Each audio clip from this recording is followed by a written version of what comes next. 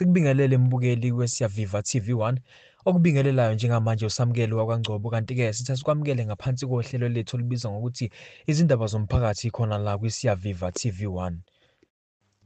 Ezihamba phambili osukwini lanamhlanje zithi isilo uMisizulu sinqobile kaZwelithini useqinise izinhlaka zobukhosi ngokuqoka abaphathi abazophatha izikhundla ezibalulekile eNdlunkulu. Isilo siqoke umntwana uThulani Zulu njengomkhulumeli waso neNdlunkulu saphinde saqoka inkosi uZuzifa kaMangosuthu Buthelezi njengosihlalo womkhandlu waseNdlunkulu. Labaholi baqoke ngokusemthethweni beqokwa yisilo uMisuzulu kaZwelithini izolo kanti-ke umntwana uThulani ukhuzi ibuya kwesokukhulumela imbube njengoba waqala ukuphatha lesi sikhundla ngonyaka ka-2012 ngesikhathi kusabusa isilo uGoodwill Zwelithini kaBhekuzulu. Wabe seqhubeka nokusiphatha nangesikhathi kungena indlulamithi yamakhosi esihlalweni ngo-2021 waze washiya ngo-2022. uButhelezi uyindodana kaNdunankulu kaZulu ongasekho inkosi uMangosuthu Buthelezi yena uke wamataniswa naso isikhundla sikaNdunankulu kaZulu ngaphambilini.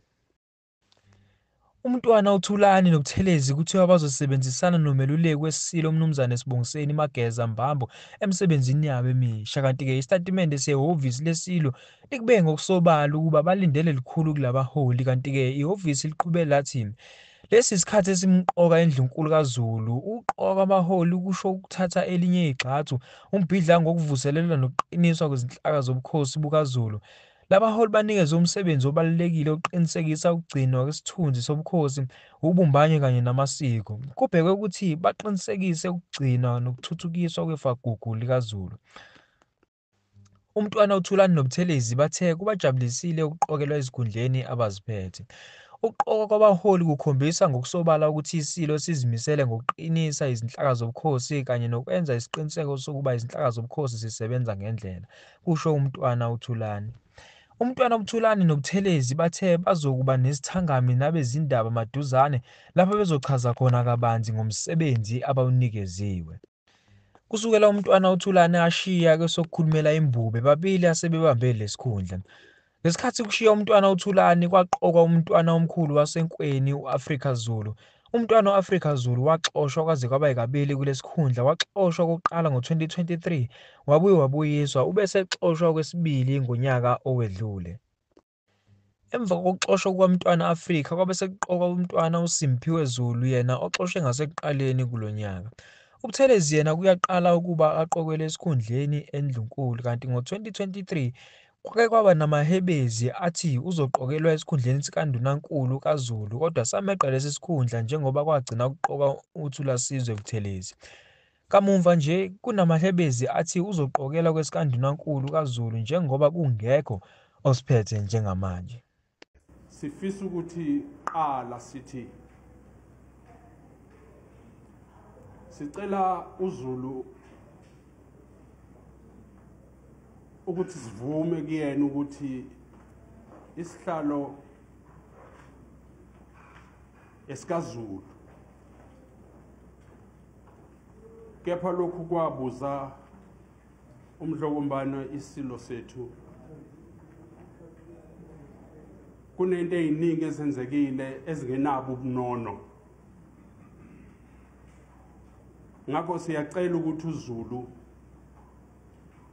asixolele awukho umuzi ongenawo amaphutha awo. Okhulumela iNdlunkulu nobukhosi bukaZulu umntwana uThulani Zulu uthi lo mhlangano umqoka kakhulu kulungisa amaphutha.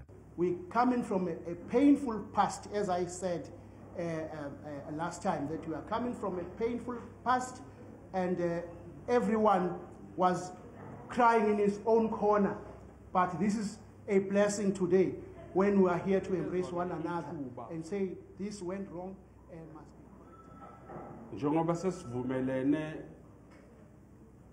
nesilo sabusisa ukuthi bese siqalile ukuthi sibuyisane siyindlunkulu sixoxe izinto zethu zaseNdlunkulu.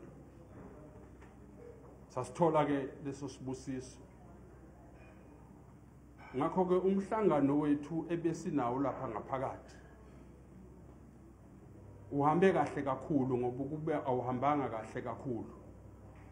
Ngaba sihleli sonke nje basila.